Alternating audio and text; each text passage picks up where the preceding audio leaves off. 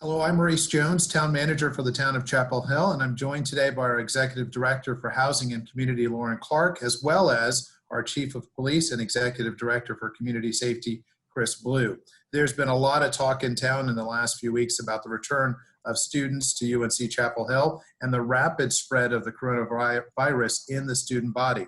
With the university going remote after just 1 week of in-person learning, off-campus residency has been now of growing interest in our community. Specifically, areas of interest include both the promotion of safe behavior and the enforcement of the laws in place in our community to combat COVID. Our Housing and Community Department leads the town's efforts in the Good Neighbor Initiative, which in conjunction with the university seeks to set expectations amongst our neighborhoods, mixed with students and permanent residents. Loryn, this initiative has in the past been very effective in getting messaging out to our students who are here at UNC Chapel Hill and getting them connected to the communities in which they live. We've had to overhaul our approach a little bit this year because of COVID-19. Can you tell us a little bit more about that? Sure. Yes. We all know that every year students come to the community from all over the state and all over the country, really. And they have different standards and expectations from their communities than ours here in Chapel Hill.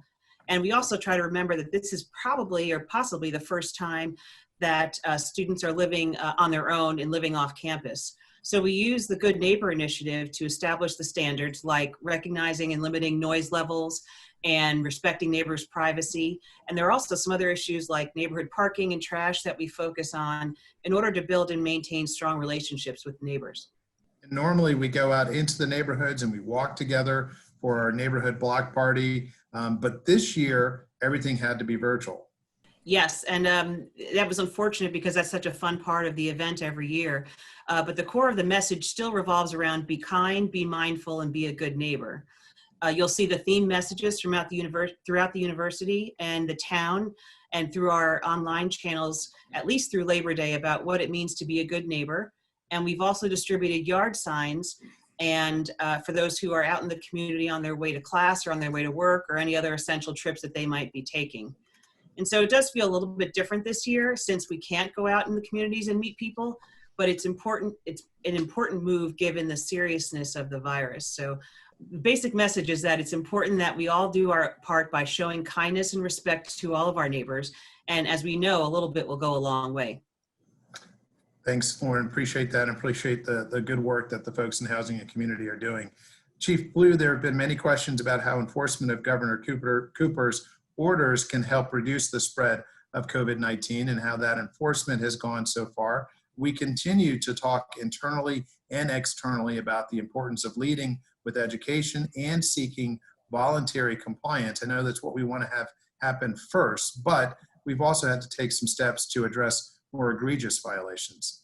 That's right. As we have shared and has been covered extensively by our local news media, we have issued a few citations for people who were witnessed in violation of state and local orders. Citations were given because egregious and therefore dangerous violations and behaviors were witnessed.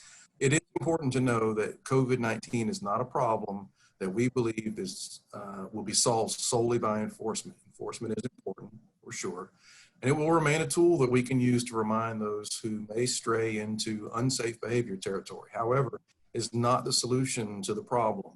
The idea that we will scare people into behaving isn't the right way to go about it, and it's just not true. And as you noted, education has been our primary focus. It's important to remember that people are spreading the virus in situations in which they're not violating the orders. That's usually not in any malicious way. They may be asymptomatic or unaware that they're contagious. So when there's evidence that actions are malicious or egregious, we will reserve citations in those instances in an attempt to correct those issues. But we will continue to lead with education and ask that people do the right thing to help protect one another.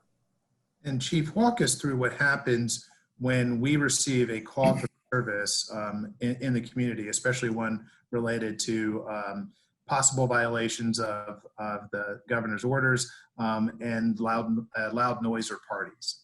Well, officers respond to every call that needs an in-person response. Early in the pandemic, we adjusted some of our protocols to allow us to follow up with people with a phone call when that was possible and appropriate to limit unnecessary contact. And we're still doing some of that. But when officers do physically respond to a call, such as a loud party or noise complaint, they do a thorough check of the area. They document everything that they see in case some follow-up is necessary. The good news is that in addition to quick compliance when violations are witnessed, a lot of the time we do not find any violations at all. There may be a small gathering that a neighbor or a passerby sees as a potential issue.